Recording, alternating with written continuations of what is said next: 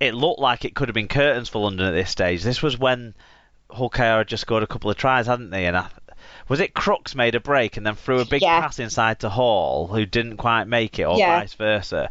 And London had got everyone back by the time. They did such a good job of Mm, making Hull make the wrong choice, the players that Rovers. were back.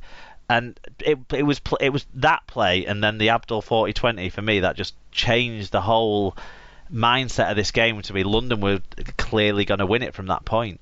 Yeah, I mean, it's interesting because we watched it at my parents' on Thursday night. Joshua and I went down after his match, and Mum was in the room but not necessarily watching. And then she heard something about Crooks and pipes up with, "Oh, is that Lee's son then?"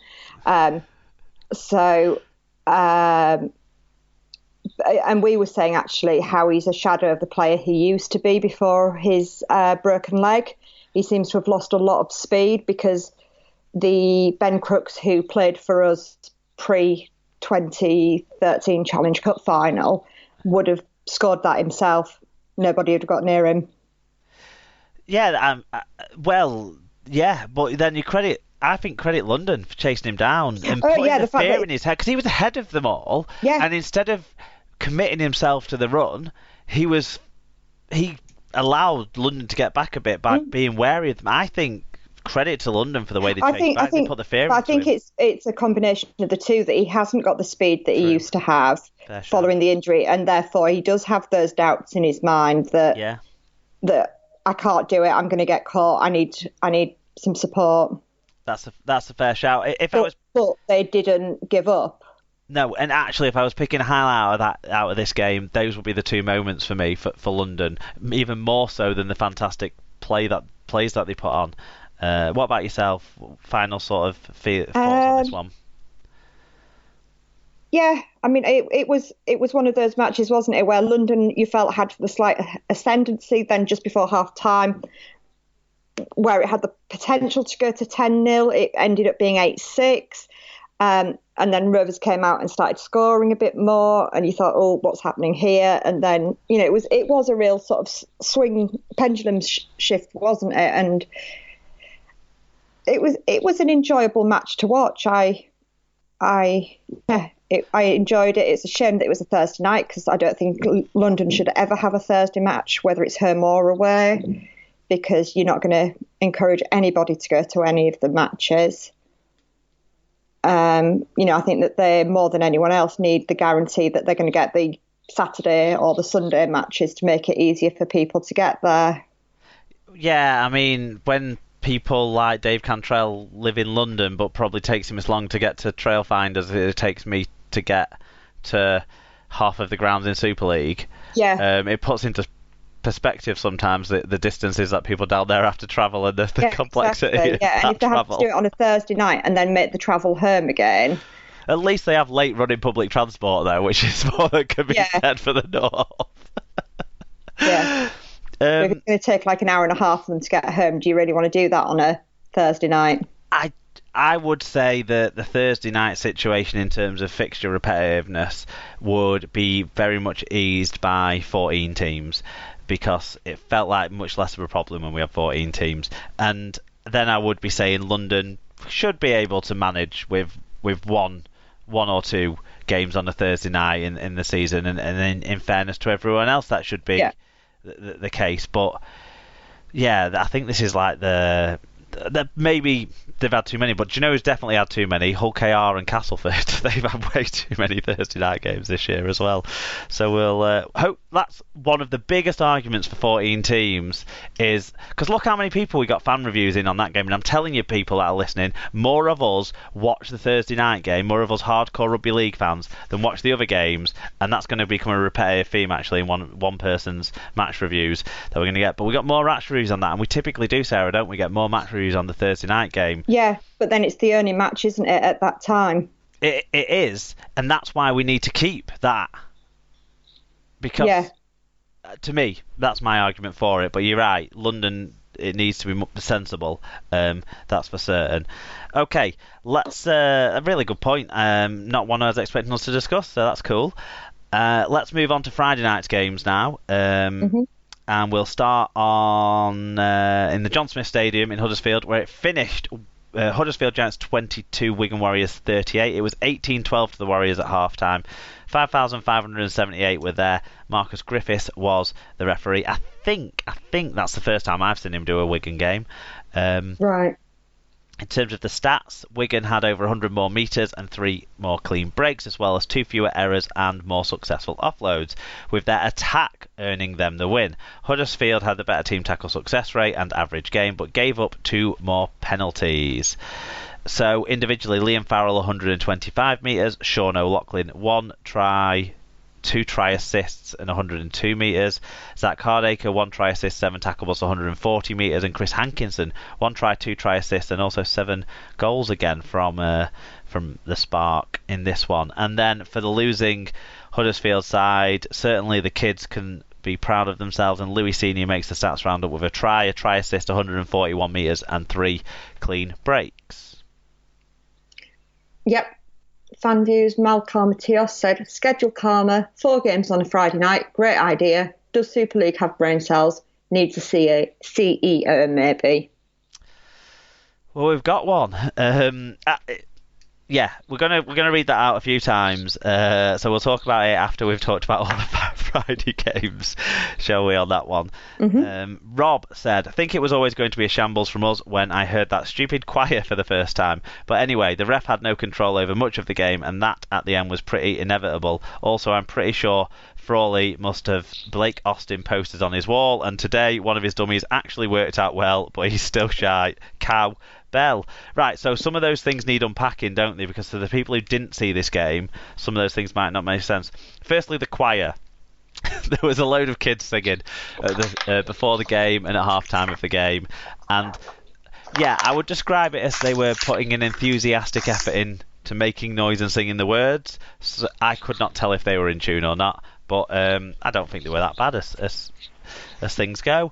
The ref losing control. Some people might have seen some highlights of this because it was a big all-in 26-man brawl in the last couple of minutes of the game, and it ended up with 2 players getting sin-binned, 1 from each side. It started with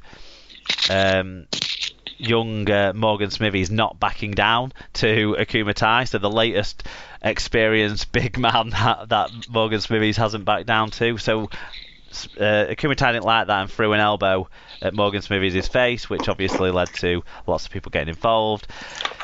Willie Isa sort of circles the big kerfuffle going on before picking which man he decides he wants to pull out, and grabs one of the Huddersfield players around the neck and drags him out of the thing. He would argue he was playing peacemaker. Right, yeah. You could sort of see that he maybe did it a bit more forcefully than he needed to. He was not happy about getting sin-binned at all, because I think he did think he was playing the role as peacemaker. He certainly didn't run in, jumping in, throwing punches or anything like that, so that's why he felt aggrieved at the sin-binning. But I'm surprised that there wasn't more about actually Willie Isa's reaction to the sin-binning rather than the sin-binning itself. But obviously it didn't go in the match report, and it hasn't been followed up on because there was no bans out of this game. So there's a bit of context on those things. And yes, everyone knows Matt Frawley loves a dummy.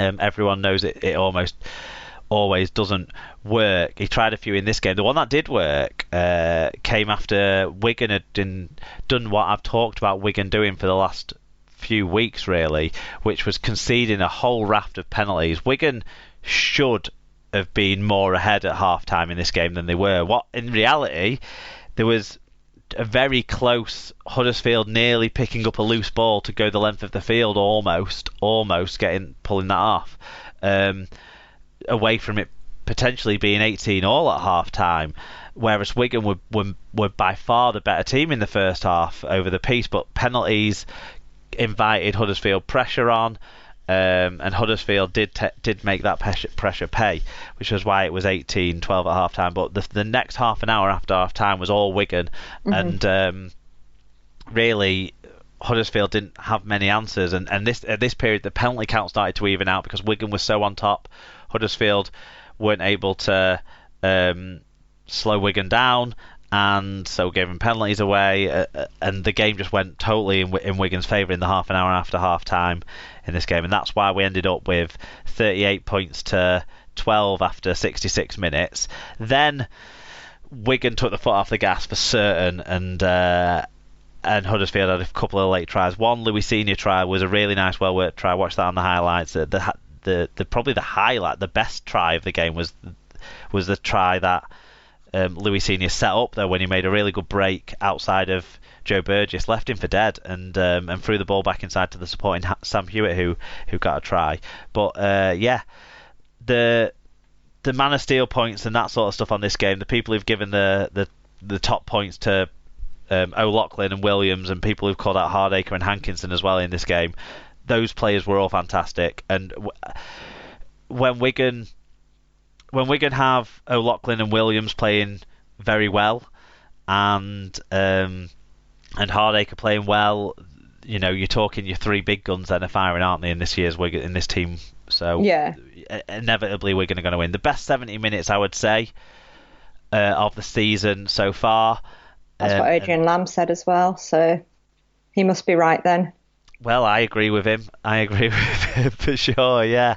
Yeah, I don't know if you saw any of the bits of this game or anything like that, but definitely Wigan. No, I haven't seen. Deserved win. With Wizard of Ozzing and various other things, I've not seen this. No, well, take it from me.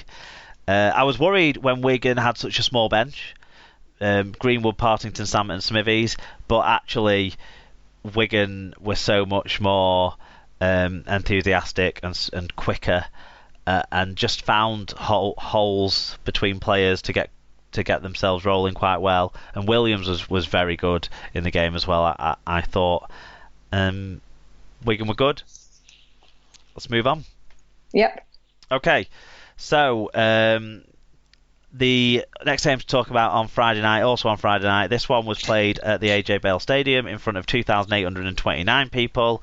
So already we've got three of the four low attended sides in the first three games. That explains the crowd figure this week. Scott Mikalauskas was your referee for Salford versus Castleford. It was 18-16 to Salford at half time. I'm not sure that quite tells the story of the first half, but we'll find out. It finished 26 points to 16 to Salford as they eased away and saw the game out. In terms of the stats, they were closer than a two-score game. Cass actually edged meters and average gain, but Salford made more breaks, had a better team tackle success rate. So what they did slightly better, you would argue, from that. Individually, Josh Jones, despite putting on another team shirt, is showing definite commitment whilst he's still at Salford. Shocking how players can do that, isn't it? Yeah. 6 tackle busts, 161 metres, 3 successful offloads from him. Chris Wellham with 131 metres. Daryl Alferts with a try, 6 tackle busts, 137 metres. Probably he had a try assist as well, I think, for one of the Castleford tries, though. And not sure that quite counts, does it? Astig Jake Bibby, I think, the other way. On the other, that'll be because he signed for Wigan. No, it's because he held the scarf, not because he signed for Wigan. Sorry, yeah. Jackson Hastings, 1 try, 2 try assists and 100 metres for him as well, and I'm sure that will get him big points in the Goldthorpe and the Man of Steel. He got 3 in the Goldthorpe and he got 3 in the Man of Steel. So there you go. For the losing Cass side, there were still some good performers. Chase Blair, 8 tackle busts, 196 metres, 2 clean breaks, 3 successful offloads. Peter Matautia, 145 metres. Liam Watts did the double, 48 tackles and 127 metres for him. And Jordan Rankin, 1 try assist, 109 metres. Yep. So, fan views, Mal Karmatios said, schedule Karma, 4 games on Friday night. Great idea. Does Super League have brain cells? Needs a CEO, maybe. CEO, maybe. Fatboy Rob said, another substandard effort from Cass. Almost all the injured players are back, so that excuse is gone. The score flattered us. We seem to have run out of ideas in attack, which is putting too much pressure on the defence. The only positives were Blair putting in his best performance so far, and Milner making more yards at hooker in 15 minutes than McShane did in 65. The team needs freshening up against London. So, from what I've seen of this one and what I've followed on it as well, is it actually feels like if it wasn't for a couple of breakaway moments that Castleford were able to get from Salford playing some poor stuff, the scoreline would have been even more sort of out one-sided. Just before the most interesting part of this game